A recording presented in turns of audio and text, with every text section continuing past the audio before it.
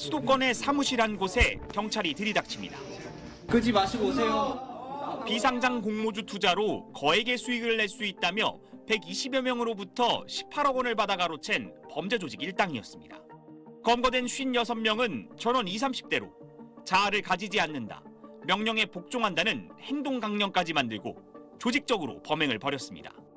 지난해 11월엔 대포 통장과 대포폰을 만들어 캄보디아 피싱 조직에 넘긴 20, 30대 조직원 59명도 검거됐습니다. 당장에 구속되는 거예요? 뭔 소리 하는 거야? 지금 채팅하고 있는데. 조사받으러 어떻게 되는 어떻게 되는 거예요? 두 사건 모두 투자 리딩방 사기, 로맨스 스캠, 불법 도박 등 온라인 범죄로 영역을 넓히고 있는 이른바 MZ조폭 범죄였습니다. 하지만 검거된 이들 가운데 경찰의 기존 조폭 관리 대상에 포함된 경우는 소수에 그쳤습니다.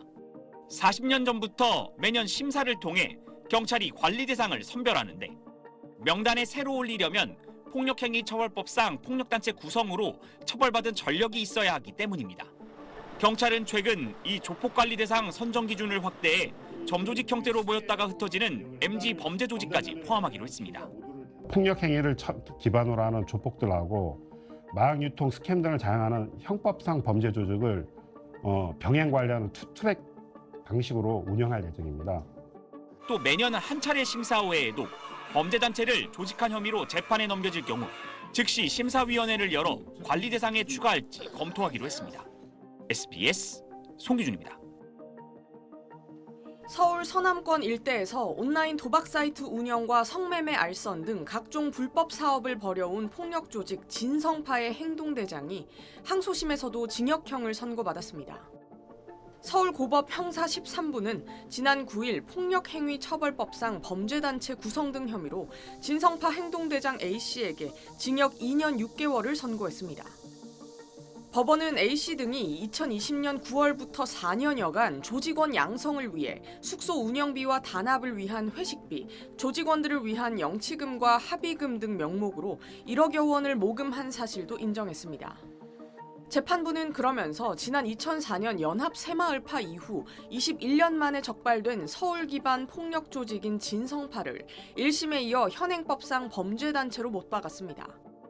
최근 점조직 형태로 활동하는 다른 MZ 조폭들과 달리 체계적인 위계 질서를 갖춘 조직에 대해 범죄단체 구성 혐의를 명확히 적용한 겁니다. 지난해 7월 경찰에 의해 무더기로 검거된 진성파는 1980년대생들이 주축을 이루고 있습니다. A씨 등은 2018년 10월부터 투기 종목 선수나 각 고등학교의 이른바 싸움짱 출신들을 영입해 관리했습니다. 서울 금천구에 합숙소를 둔 진성파는 합숙소에서 기강을 잡기 위한 폭행이 이뤄졌고 조직원들에게 생수통을 세워놓고 흉기를 이용한 공격 연습도 시킨 걸로 조사됐습니다. 또 이탈 시 손가락을 자르는 걸로 보복한다는 등의 강령을 통해 조직원을 통제했습니다. 진성파 조직원들은 다른 조직폭력단 행사에 도열하는 등 이른바 병풍 알바도 했으며 다른 폭력 조직과의 분쟁 상황 등에 대비해 비상타격대를 운용하기도 했습니다. 조직원 일부는 지난 2023년 8월 미술갤러리 대표를 감금하고 그림을 빼앗은 사건으로 도주했는데 진성파 간부들이 이들의 도피를 적극 돕기도 했습니다. 재판부는 도박 사이트 운영과 코인 자금 세탁 등을 기반으로 세력을 키워나간 점도 진성파의 특징으로 꼽았습니다. 재판부는 그러면서 폭력 범죄단체는 그 자체의 폭력성과 집단성으로 사회의 평온과 안전을 심각하게 해칠 수 있어 엄하게 처벌할 필요가 있다고 꼬집었습니다. 앞서 지난해 7월 서울경찰청 형사기동대는 진성파 조직원 39명을 일망타진하고 이들을 검찰에 송치했습니다. SBS 이현영입니다.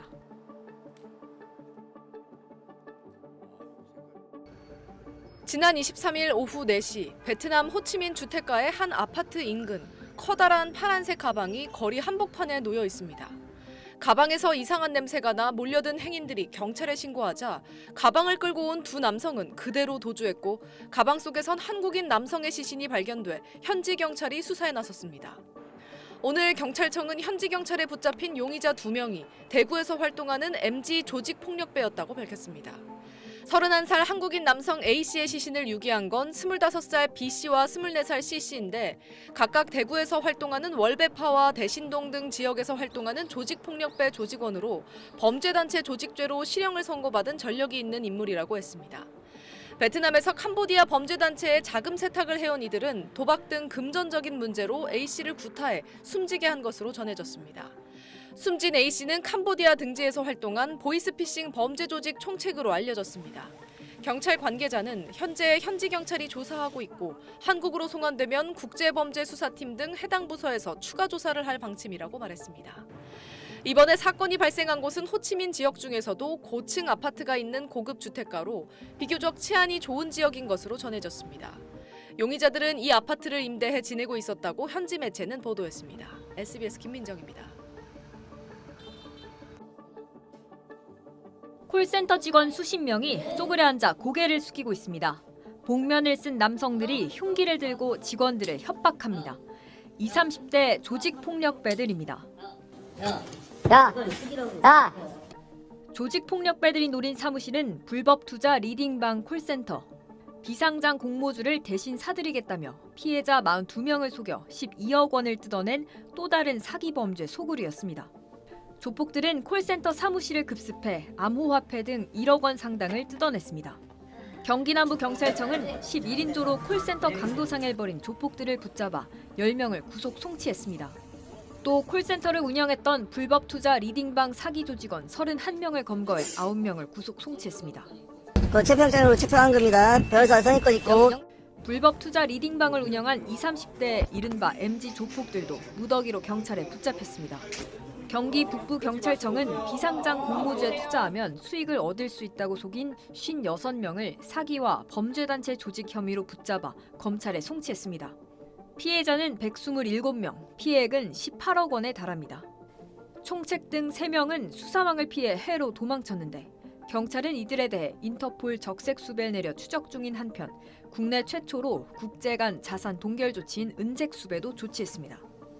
경찰은 온라인에서 손실 보전이나 고수익을 보장하는 투자 권유를 받는다면 신종 사기 수법이라며 주의를 당부했습니다.